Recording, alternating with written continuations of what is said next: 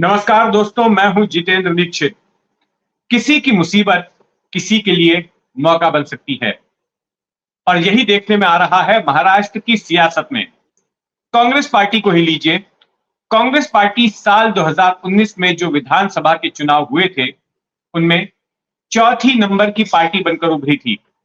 लेकिन आज महाराष्ट्र में वो सबसे बड़ी विपक्षी पार्टी है और इसके पीछे कारण है कि शिवसेना और एनसीपी, वो पार्टियां जिनके पास की कांग्रेस से ज्यादा सीटें थी, उन दोनों ही पार्टियों में फूट पड़ गई और इन दोनों ही पार्टियों के एक एक धड़े ने जाकर सरकार में बीजेपी के साथ मिलकर सरकार बना ली और सरकार में ये धड़े शामिल हो गए। अब जो मौजूदा स्थिति है उसको देखते हुए कांग्रेस के आला नेता ये दावा कर रहे हैं कि महाराष्ट्र में जो बीजेपी विरोधी मोर्चा होगा उसकी अगुवाई कांग्रेस ही करेगी और कांग्रेस की स्थिति अब महाराष्ट्र में मजबूत हो चुकी है। सबसे ताजा बयान आया है कांग्रेस नेता मिलिंद देवड़ा का। मिलिंद देवड़ा कांग्रेस के पूर्व सांसद हैं। दक्षिण मुंबई संसदीय सीट से ये सांसद रह चुके हैं, केंद्र में मंत्री रह चुके हैं और कांग्रेस के दिग्गज नेता दिवंगत मुरली देवड़ा के बेटे हैं। मुंबई कांग्रेस के अध्यक्ष पद पर भी ये रह चुके हैं और अब इनका कहना है कि जो बदला हुआ सिनेरियो है, जो बदला हुआ परिदृश्य है, उसमें कांग्रेस अब महाराष्ट्र की सियासत में एक अहम भूमिका निभाने वाली है। कांग्रेस अब मजबूत हो चुकी है। साल 2019 के जो विधानसभा चुनाव हुए थे, वे चुनाव कांग्रेस और एनसीपी ने मिलकर लड़े थे। वहीं दूसरी तरफ शिवसेना और बीजेपी ने भी मिलकर चुनाव लड़ा था। तो ये दो गठबंधनों के बीच का टकराव था। लेकिन चुनाव नतीजे आने के बाद ही समीकरण बदल गए।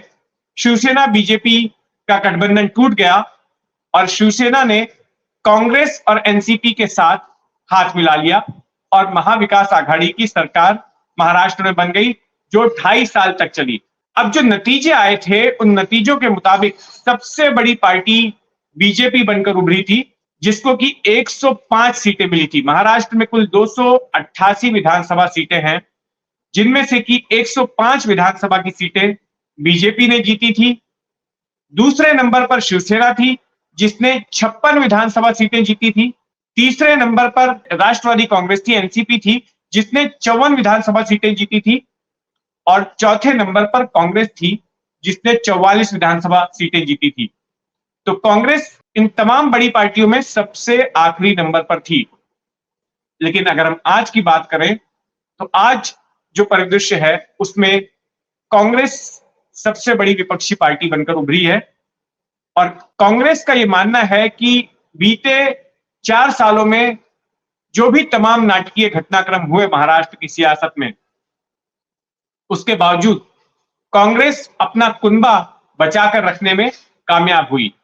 जब शिवसेना में पिछले साल बगावत हुई तो शिवसेना के 56 विधायकों में से करीब 35 विधायक एकनाथ शिंदे के साथ अलग हो लिए, अलग उन्होंने गुट बनाया और बीजेपी के साथ में सरकार बना ली। और बाद में एकनाथ शिंदे के गुट को ही चुनाव आयोग ने असली शिवसेना के तौर पर मान्यता भी दे दी।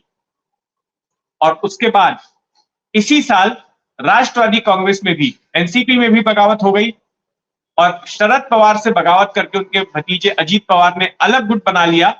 और जैसा कि वो दावा करते हैं कि उनके पास करीब 32 विधायकों का समर्थन है, तो उनका भी अलग गुट बन गया और उन्होंने भी जाके बीजेपी और शिवसेना से हाथ मिला लिया, एकनाथ शिंदे वाली शिवसेना से।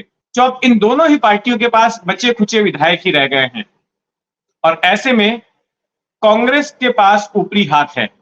अब कांग्रेस ये दावा कर रही है कि ना केवल वो सबसे बड़ी विपक्षी पार्टी है, बल्कि इसके साथ साथ कांग्रेस के कार्यकर्ताओं का जो मोरल है, उनका मनोबल है, वो भी काफी बढ़ा हुआ है। जिस तरह से हिमाचल प्रदेश में सफलता मिली, जिस तरह से कर्नाटक में सफलता मिली, उसको लेकर अब महाराष्ट्र के कांग्रेसी भी उत्साहित हैं और उन्हें उम्मीद लग रही है कि आने वाले जो विधानसभा चुनाव होंगे उसमें कांग्रेस पहले से बहुत बेहतर प्रदर्शन करेगी। इसी के साथ साथ अगर लोकसभा की बात करें, क्योंकि पहले लोकसभा के चुनाव होने हैं, तो जो 2019 में लोकसभा का चुनाव हुआ था उसमें महाराष्ट्र में कांग्रेस का प्रदर्शन बेहद खराब था। कांग्रेस के हाथ सिर्फ एक ही संसदीय सीट लगी थी। 48 सीटें हैं कुल महाराष्ट्र में लोकसभा की, लेकिन कांग्रेस सिर्फ एक सीट ही जीत पाई थी, जबकि एनसीपी के पास, जो कि कांग्रेस से टूटकर ही बनी थी, उसको 5 सीटें मिली थी। तो अब कांग्रेस उम्मीद कर रही है कि जो लोकसभा का चुनाव है उसमें भी कांग्रेस को बढ़त मिलेगी।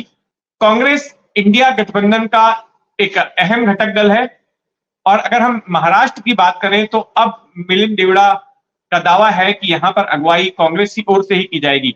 लेकिन यह देखना बड़ा ही दिलचस्प होगा कि महाविकास आघाड़ी की ये तीनों पार्टियां, यानी कि कांग्रेस, उद्धव ठाकरे गुट की शिवसेना और शरद पवार गुट की एनसीपी, इन तीनों ही पार्टियों के बीच आने वाले लोकसभा चुनावों की खातिर सीटों का बंटवारा किस तरह से होता है।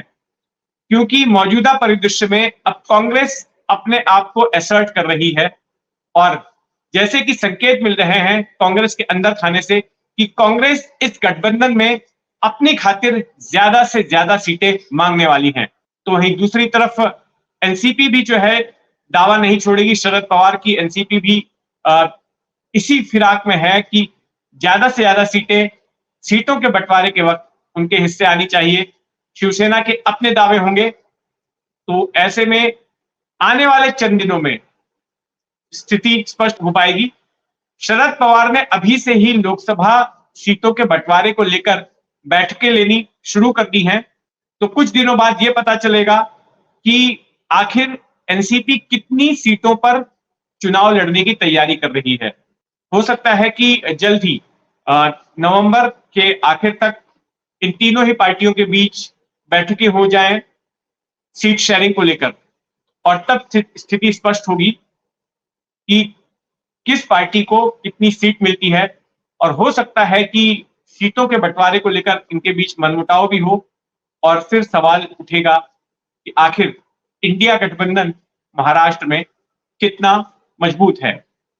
तो हमारी नजर लगातार महाराष्ट्र की सियासी हलचलों पर लगी रहेगी। आप जुड़े रहें 4 PM महाराष्ट्र के साथ। धन्यवाद।